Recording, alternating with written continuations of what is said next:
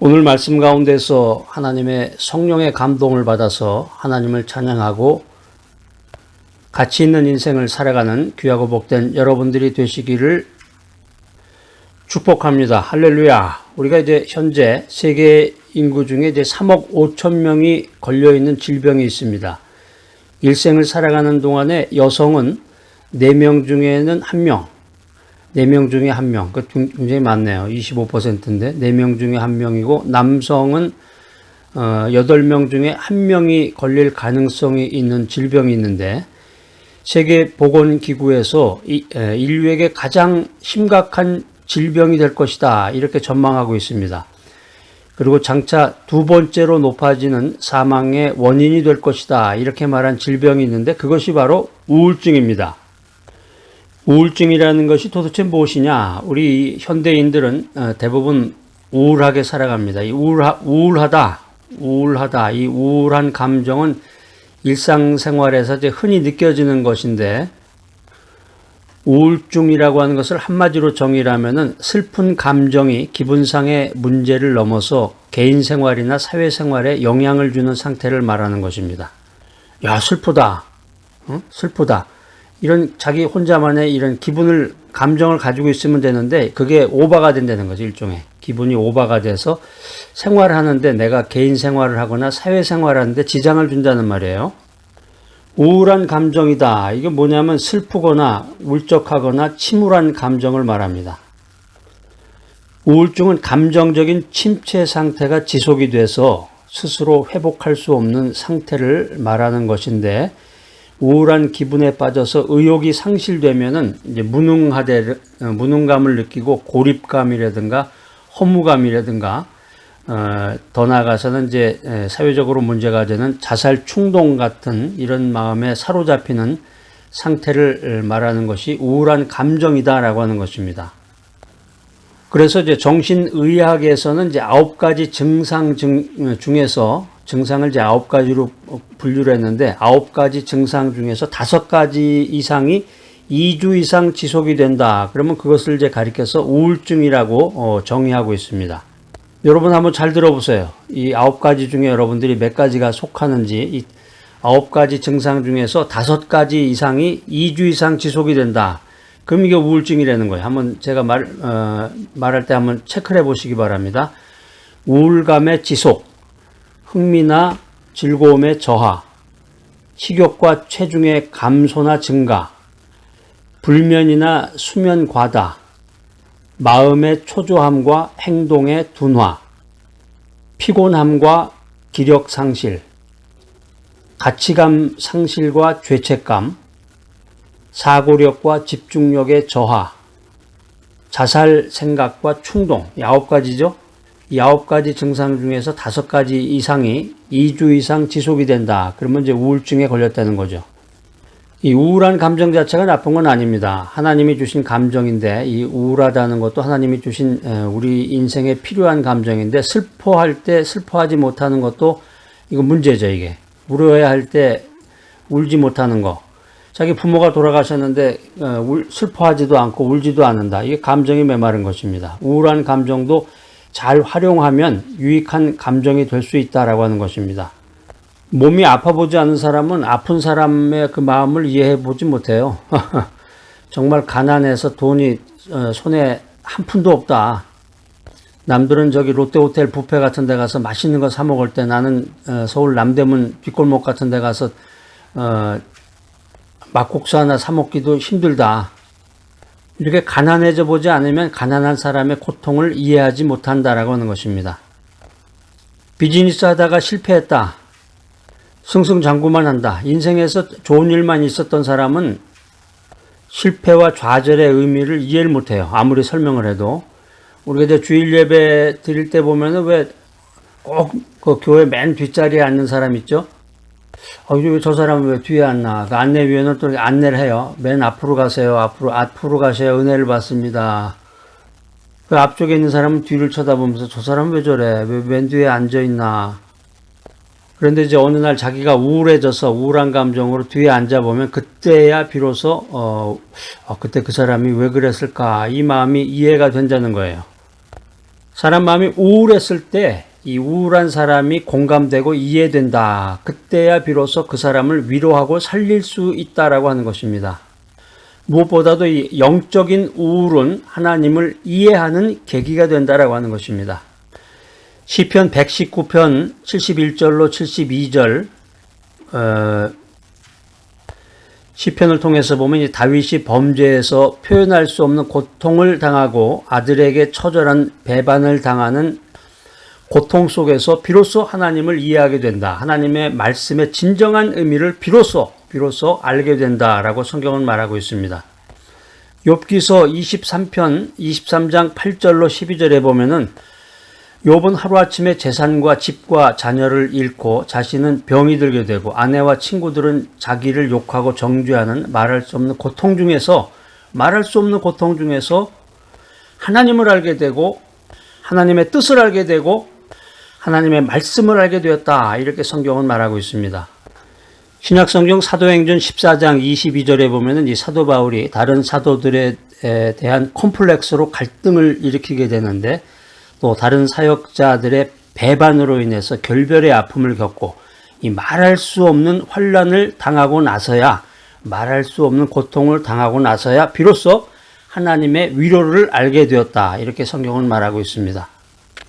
다윗이나 욥이나 사도 바울처럼 말할 수 없는 고통, 말할 수 없는 번민, 말할 수 없는 우울한 감정을 겪고 나서야 진정한 하나님의 사람이 된다. 이렇게 성경은 말하고 있습니다.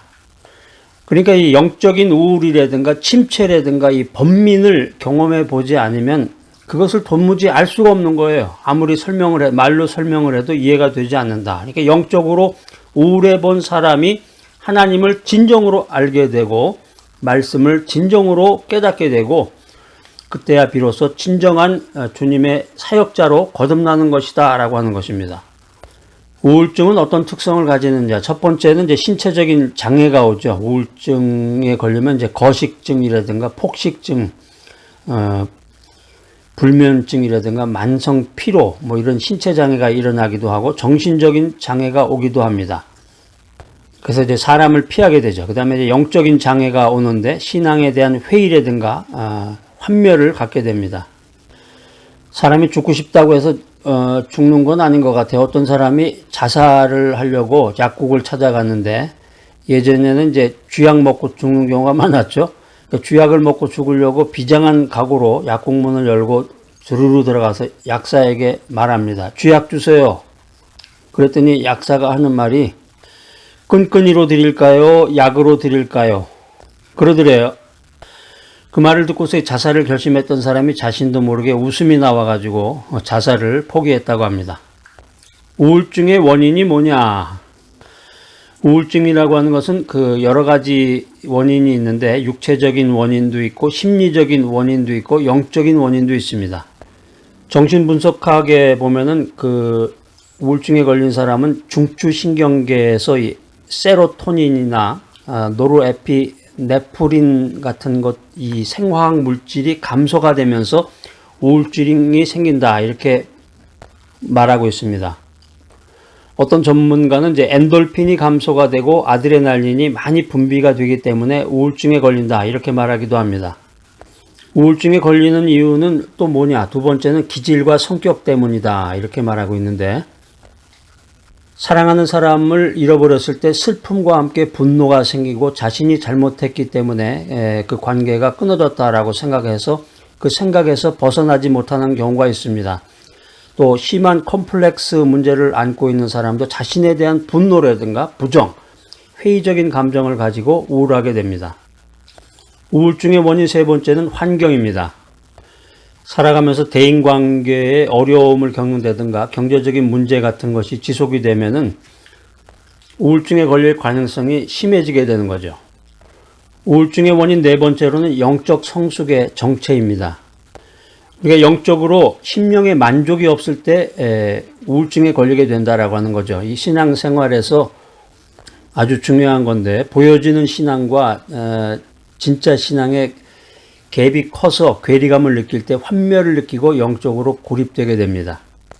그래서 이제 우리 주변에 보면은 교회에서 내분이 생겨가지고 교회가 이제 분리되기도 하고 뭐 소송까지 가는 경우도 있고 하여튼 그런 것을 보다 보면은 보여지는 신앙과 진짜 신앙의 갭이 생겨서 괴리감을 느끼면서 영적인 고립감을 맛보게 되고 더 심각하게 되면은 우울증을 겪게 된다라고 하는 것입니다. 우울증을 벗어나려면 어떻게 해야 되는가? 첫 번째는 약물 치료를 받아야 됩니다. 어떤 목사님에게 40대 여자 교인이 찾아와서 카운셀을 했습니다. 목사님은 사정 이야기를 다 듣고 나서는 성경 말씀으로 위로와 권면을 해주고 기도를 해주었습니다. 그 교인은 눈물을 흘리면서 아멘, 아멘 하면서 힘을 얻고 집으로 돌아갔는데 집으로 돌아가고 나서는 자기 집 아파트에서 뛰어내려서 죽었다고 그럽니다.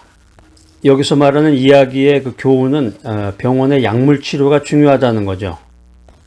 두 번째는 원인을 분석하고 그에 따른 해결 방안을 훈련해야 된다라고 하는 것입니다.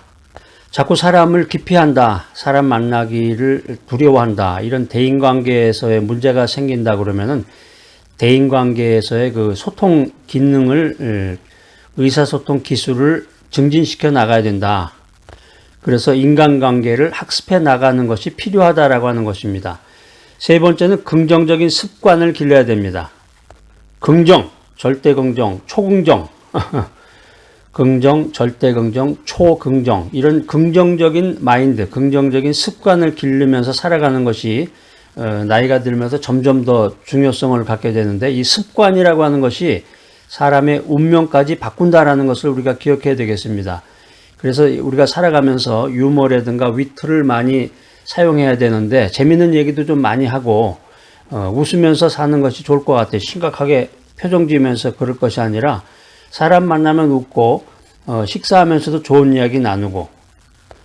그래서 재미있는 얘기가 있어요. 월요일은 원래 웃는 날이고, 화요일은 화사하게 웃는 날이고, 수요일은 수수하게 웃는 날이고, 목요일은 목숨 걸고 웃는 날이고, 금요일은 금방 웃고 또 웃는 날이고, 토요일은 토실토실 웃는 날이고, 일요일은 일 없이 웃는 날이다.